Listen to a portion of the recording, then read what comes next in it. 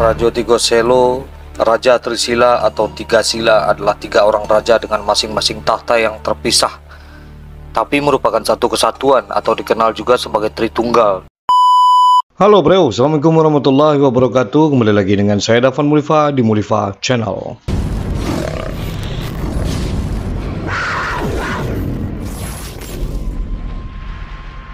Oke pemirsa, sekarang kita akan berbicara tentang teknis pemerintahan yang ada di Minangkabau. Yaitu pada dulunya di Minangkabau itu namanya ada pemerintahan Rajo Tigo Selo, yaitu pemerintahan tiga raja yang memerintah di Minangkabau. Itu sistem di pemerintahan Rajo Tigo Selo itu adalah satu Rajo Alam, yang kedua Rajo Adat, yang ketiga Rajo Ibadat. Setiap pemerintahan ini dia mengurusi tiga bidang juga. Secara harfiah, Rajo Tigo Selo, Raja Trisila atau Tiga Sila adalah tiga orang raja dengan masing-masing tahta yang terpisah, tapi merupakan satu kesatuan atau dikenal juga sebagai Tritunggal. Dikatakan tiga sila, tiga posisi duduk bersila, karena semenjak dahulu raja-raja Pagaruyung atau Minangkabau tidak mempunyai singgasana sebagai tempat bersemayamnya, melainkan hanya duduk bersila di lantai yang sedikit agak ditinggikan. Hal ini karena Minangkabau menganut azas duduk sama rendah, berdiri sama tinggi. Seorang pemimpin hanya didahulukan selangkah atau ditinggikan seranting. Di zaman Dharmasraya dikenal gelar Raja Tribuana Raja, yang artinya Raja Tiga Alam. Sedikit berbeda pengertiannya dengan Raja Tiga Sila. Tiga orang raja masing-masing terdiri dari Raja Alam, Raja Adat, dan Raja Ibadat yang berasal dari satu keturunan. Ketiga raja dalam berbagai tulisan tentang kerajaan Melayu Minangkabau ditafsirkan sebagai satu orang raja. Itulah sebabnya secara sejarah mencatat bahwa Raja Melayu sewaktu didatangi Mahisa Anabrang dari Singosari yang memimpin ekspedisi Pamalayu bernama Tribuana Raja Mauli Warmadewa. Arti kata tersebut adalah tiga raja penguasa bumi yang berasal dari keluarga Mauli Warmadewa.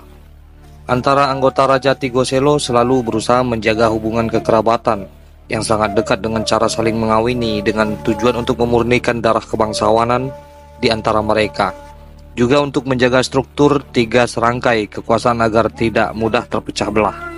Raja Alam merupakan yang tertinggi dari kedua raja, Raja Adat dan Raja Ibadat. Raja Alam memutuskan hal-hal mengenai pemerintahan secara keseluruhan. Raja Adat mempunyai tugas untuk memutuskan hal-hal berkaitan dengan masalah peradatan. Dan Raja Ibadat untuk memutuskan hal-hal yang menyangkut keagamaan. Dalam Kaba Cindua Mato, kedudukan dan fungsi dari raja-raja ini dijelaskan dalam suatu jalinan peristiwa. Menurut A.A. Nafis dalam Alam Terkembang Menjadi Guru, Kaba Cindua Mato sebenarnya adalah Tambo Pagaruyung yang diolah jadi Kaba. Dalam konteks ini, informasi dari Kaba Cindua Mato tentang tugas-tugas raja-raja tersebut merupakan sesuatu yang dapat juga dijadikan rujukan, sedangkan institusi untuk Raja Adat dan Raja Ibadat disebut sebagai Rajo Duo Selo. Tugas Raja Alam, pucuk pemerintahan kerajaan Minangkabau yang berpusat di Pagaruyung, mempunyai struktur tersendiri. Kekuasaan pemerintahan dipegang oleh tiga orang raja, Raja Alam, Raja Adat, dan Raja Ibadat. Masing-masing raja mempunyai tugas, kewenangan, dan mempunyai daerah kedudukan tersendiri. Raja Alam membawahi Raja Adat dan Raja Ibadat. Raja Alam berkedudukan di Pagaruyung. Semua penjelasan mengenai kedudukan dan kekuasaan raja-raja tersebut pada dasarnya bertolak dari uraian yang ada di dalam Tambo dan pada Kaba Cindua Mato. Karena Kaba Cindua Mato dianggap sebagai Tambo Pagaruyung yang dikabakan. Raja Alam, Raja Adat, dan Raja Ibadat ketiganya disebut Rajo Tigo Selo, sedangkan Raja Adat dan Raja Ibadat disebut Rajo Duo Selo.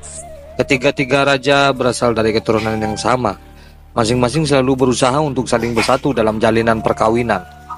Mungkin hal ini diperlukan untuk menjaga keutuhan kekuasaan Rajo Tigo Selo dan untuk mempertahankan kebangsawanan keturunan mereka.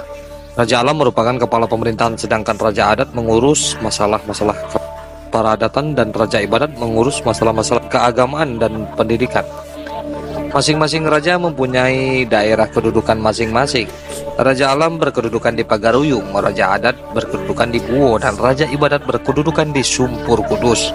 Hal itu berarti bahwa Raja Adat maupun Raja Ibadat tidaklah berasal dari Buwo dan Sumpur Kudus.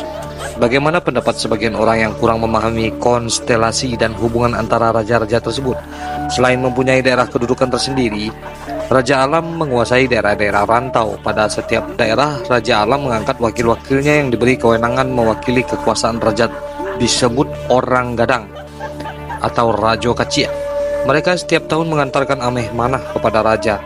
Daerah-daerah rantau tersebut terbagi dalam dua kawasan yang lebih luas, rantau pantai timur dan rantau pantai barat. Yang termasuk ke dalam rantau pantai timur adalah rantau nan kurang aso 20 di sepanjang batang Kuanta. Disebut juga rantau Tuan Gadih, rantau Dua Baleh Koto sepanjang batang Sangir, disebut juga Nagari Cati dan Batigo. Rantau Juruhan, kawasan Lubuk Gadang dan sekitarnya, disebut juga rantau yang di Pertuan Raja Bungsu. Rantau Bandaro dan 44, rantau Bandaro dan Ampe-Ampe sekitar Sungai Tapung dan Kampar, Negeri Sembilan. Sedangkan rantau pantai barat mencakup daerah-daerah Bayang dan Bayang nan 7, Kiku Pariaman, Singkil, Tapak Tuan, disebut juga rantau Rajo. Bandar Kali disebut juga rantau Rajo Alam, Surambi, Sungai Pagu.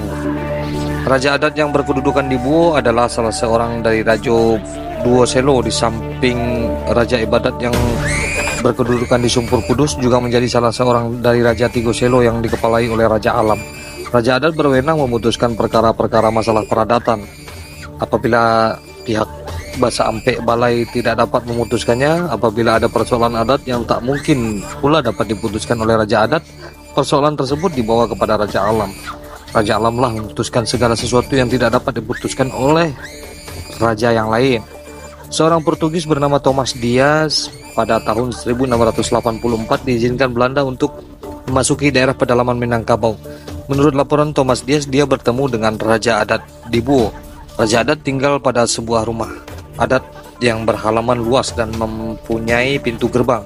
Di pintu gerbang pertama dikawal sebanyak 100 orang hulu balang, sedangkan di pintu gerbang kedua dikawal oleh 4 orang. Di pintu masuk dijaga oleh seorang hulu balang. Dalam menyambut Thomas Dias, Raja adat dikelilingi oleh para tokoh-tokoh berpakaian haji. Kemudian Raja adat memberi Thomas Dias gelar kehormatan orang kaya saudargar raja dalam istana. Raja Ibadat. Raja Ibadat yang berkedudukan di Sumpur Kudus adalah salah seorang dari Rajo Duo Selo. Di samping Raja adat yang berkedudukan di Buo, juga menjadi salah seorang dari Rajo Tigo Selo yang dikepalai oleh Raja Alam. Raja Ibadat berwenang memutuskan perkara-perkara masalah keagamaan apabila pihak Basa Ampe Balai tidak dapat memutuskan, apabila ada masalah-masalah keagamaan yang tidak dapat diputuskan oleh Raja Ibadat. Persoalan tersebut dibawa kepada Raja Alam. Raja Alam lah yang memutuskan segala sesuatu yang tidak dapat diputuskan oleh raja-raja yang lain. Oke pemirsa, itu dia tentang pemerintahan Rajo Tigo Selo. Jadi setiap bidang itu dipimpin oleh satu raja. Yang satu Raja Alam, yang dua Raja Adat, yang ketiga Raja Istiadat. Jadi Raja Adat dan Raja Istiadat ini kalau digabung menjadi Rajo Duo Selo. Jadi kalau Raja Adat ini untuk mengurusi tentang adat istiadat, Raja Ibadat untuk mengurusi tentang peribadahan. Jadi tidak bisa disatukan. Nah, ini harus tahu orang Minang. Jadi jika ada perseteruan atau permasalahan dalam satu kerajaan ini, kita kembalikan ke Rajo Alam namanya. Nah, pemerintahan ini masih ada di pemerintahan Jambu Lipo namanya sampai sekarang. Masih ada gini. Masih ada ya. Nah, itu pemirsa.